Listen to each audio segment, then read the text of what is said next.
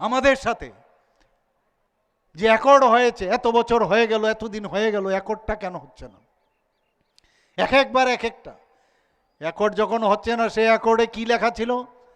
যে 6 মাসের মধ্যে কোনো রকম আমরা আন্দোলন করব না, কোনো জায়গার মধ্যে আমরা কাউকে মারব না।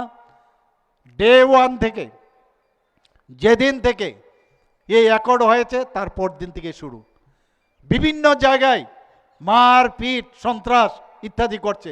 তাহলে অ্যাকর্ডটা কোন দিক থেকে হবে? এই অ্যাকর্ড তো তোমরাই ভাঙলে।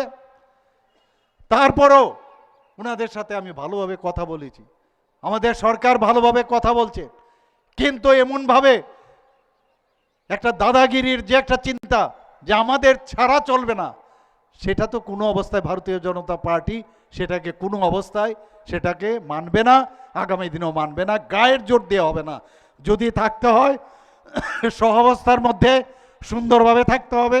ভারতীয় জনতা পার্টির সাথে যেহেতু এসেছো, আমরা চাই আমাদের ভারতীয় জনতা পার্টির যে সব সময় রয়েছে, যে আমাদের যারা পার্টনার আছে, আমাদের সাথে যারা আছেন, তাদেরকে আমরা কিন্তু ছাড়ি না।